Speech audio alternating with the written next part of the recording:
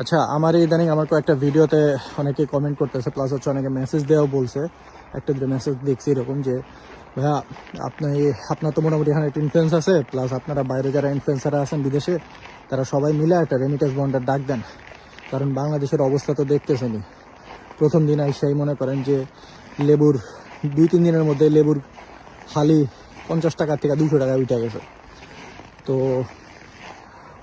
আমার কাছে পার্সোনালি যেটা মনে হয়, এই কাজটা এখন করাটা ঠিক হবে না।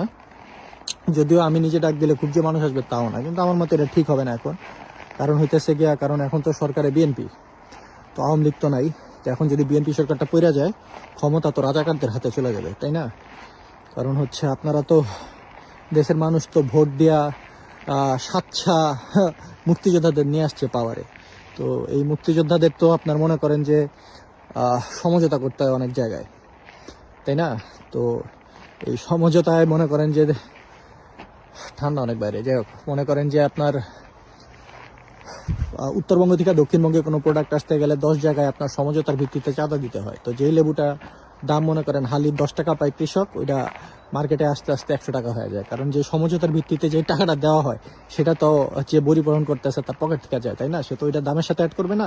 তো এই মারাটা কে খাবে? মারাটা তো আপনিই খাবেন, তাই না? আপনারাই ভোট দিয়ে আনছেন একদম চিহ্নিত সমঝোতাকারী, প্লাস খুনের মামলার আসামি। কি নাই মন্ত্রী পরিষদের? চোর, বাটপাট, ঋণ ডিফল্ট, ঋণ খেলাপি, খুনের আসামি সব আছে মন্ত্রী পরিষদে, এমপি পরিষদে। তো আমার মনে হয় বাঙালির একটু মারা খাওয়ার দরকার আছে। এই মারাটা আপনারা যদি না খান না, তাহলে আপনারা শিখবেন না, ঠিক আছে?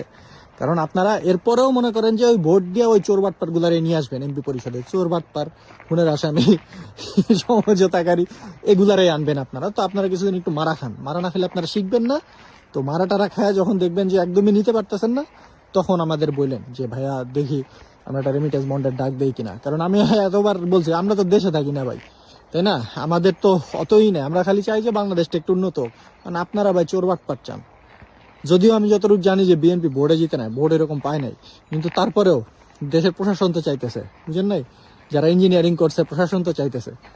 তো ওগরও তো লেবু 200 টাকা দিয়ে কিনতে হবে, যদিও ওরা চুরি বাটপাটি করে টাকা কামাবে অনেক, কিন্তু তারপরেও কিছু ভোট তো বিএনপি পাইছে, তাই না? নাহলে তো এত করে আসতে পারতো না।